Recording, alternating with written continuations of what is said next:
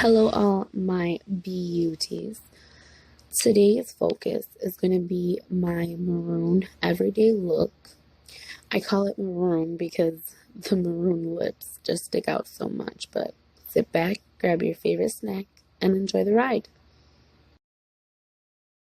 So, of course, not just for this look, but for any look, you want to begin with a clear, fresh, clean face.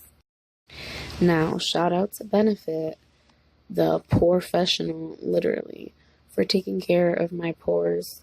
This is my go-to primer. This is my favorite primer, and I've only tried a few because it actually does its job with my pores. Unfortunately, my pores are very huge in these three problem areas. So those are the three areas I like to focus on most. When focusing on these areas, I like to push the product in with my fingers. I feel like a brush applicator would be too much consumption with the product itself, so I just like to push it in with my fingers. Pushing the product in with your fingers is helpful just because it actually gets you that coverage that you need, and then you just go ahead and make sure everything's fully covered. Nice, primed, and you can definitely tell the difference within your pores. Foundation time! So with my Fendi foundation, I like to use the plastic beauty blender to hold my product on it, and use my other blender to actually blend the product onto my face. Make sure you shake. Main reason for the shake, Fenty Beauty says shake well before each use. I highly recommend if your beauty products say shake well before each use, do it, baby. So here we're just making sure that the full face gets covered with foundation. You don't want to look two-toned or uneven. I know most beauty gurus like to start with their eyebrows first and then work their way to foundation, but I like to lay the foundation first so you have a nice clear canvas to work from. After you got that clear canvas comes in the eyebrows. I'm not going to go too detailed about this, so let's fast forward to the outline. After you got your outline for your eyebrows, I like to go back in with my Anastasia Beverly Hills brow powder. Again, I'm not going to go to step by step with the eyebrows because I have a whole eyebrow how-to. So if you're interested, just after this video, click that brow how-to. My main reason for showing you guys the concealer, of course, is the step-by-step full face, but to show you that concealing is key. Whether you fill in your eyebrows or you don't, concealing them just works wonders. Do you see them creases? It helps. So the fun part comes, contouring. But before I always contour, I love to conceal my dark circles with the Rimmel London Dark Circle Corrector. Here I'm just blending and pushing that dark circle corrector into the creases of my dark circles just to help when I conceal right now. Now that we've got those dark circles corrected, let's go ahead and contour and conceal. I always go in with my concealer first to bring out some highlighted points.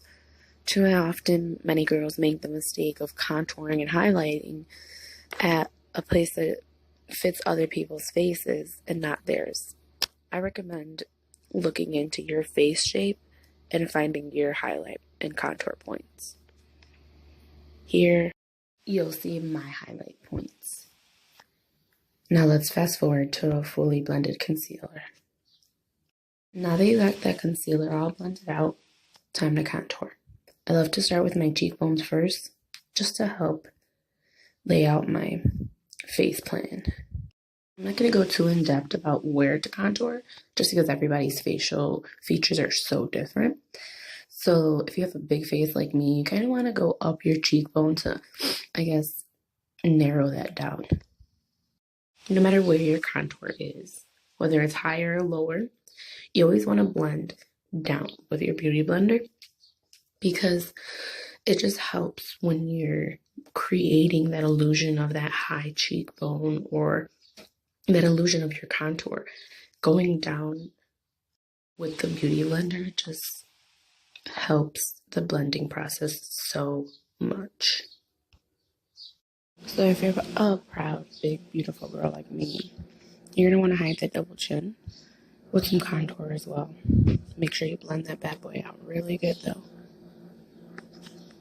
After you do that optional double chin hiding step, I like to do my nose contour. When contouring my nose, I like to use a smaller brush to grab my product just because it's easier for me to lay out a more precise line of where I want my nose contour to actually be. So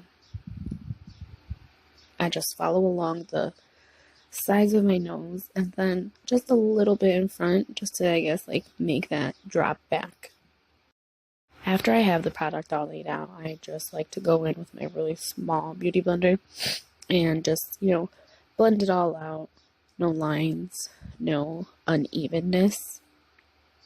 And I know some people use the same blender to blend things out, but I like to go back with the blender that I used actually for my concealer and just smoothen out that contour a little bit more. So now that you got all that concealer and contour all blended out, time for some setting powder. My setting powder is not really like any other setting powder routine.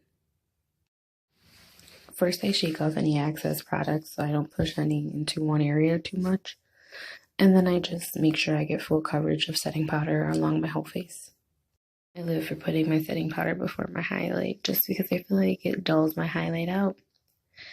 Speaking of highlight, my favorite highlight is my Anastasia Sun Dipped Glow Kit.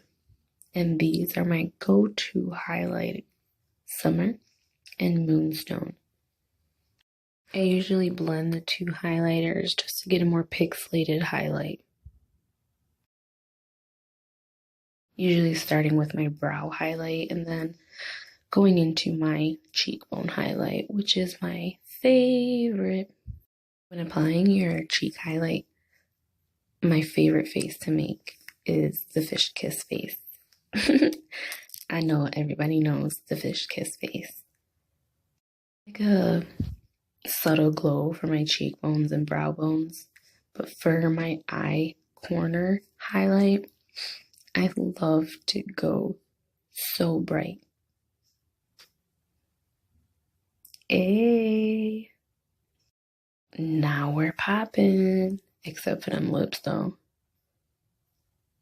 I find it helpful when applying my lips to just blend out my lip line itself with my foundation blender just to help create that bigger lip illusion.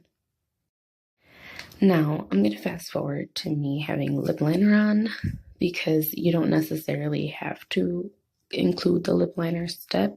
It's just something I like to do myself, but if you'd like to, just find the closest color lip liner to the lipstick you're using. After you let the first layer of your matte lipstick dry, then you could go ahead and apply the second layer. Too often people make that mistake layering and layering the first time they apply. Oh yes, baby, slay. Look at us, newfound confidence, but we ain't finished. The only way we're finished here is if we wrap it up with that Urban Decay All-Nighter setting spray. It gives me legit life. Yes, baby, slay. And y'all have watched me go from blah to fab. If you like what you see, just make sure you subscribe wherever that button is and like and share below. Be you and be true.